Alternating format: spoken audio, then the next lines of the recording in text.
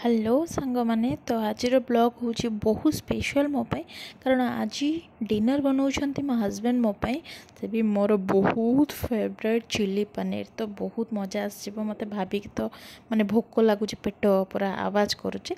तो जिते आमे रोसई कले भी आम हजबैंड जिते बड़े रोसई करती बहुत स्पेशल लगे और बहुत मजा भी लगे तो कहवाक चाहिए कि किए केमती खुशी हमें मु तो जानी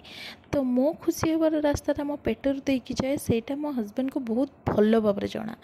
जो कि स्वामी महाशय बहुत भलसे जानते आज खुशी बनाऊँ मो चिली पनीर तो मु सब अपेक्षा करें केबे मो स्वामी मत रोसे करदे एमती तो रोसे करवा बहुत पसंद तो सी आज जो बनाऊँ तो मु वेट करके बस केमती टेस्टी टेस्टी करी बाहर आउे सांगरे मिसिक खाइब कारण सांगरे मिसिक खाइबार जो मजा थाए अलग खाइबार से मजा ना सी तो लाइफ रे माने सी तो काम बिजी रुहती तो बहुत कम टाइम मिले रोसे करने तो जो टाइम भी मिले से रोसे कहती आ रोसे करके खुआती से सबुठ बेस्ट लगे कारण माने लाइफ रे एते बिजी लाइफ एवं समस्त हो जाइए तो ए लाइफ रे आमको थर थर ब्रेक नवा निहाती आवश्यक जमीती भी हो जे जमती भी खुशी हो बुझिपारे तो या भितर मो स्वामी सहित टिके कथा गली से टिके हसीदे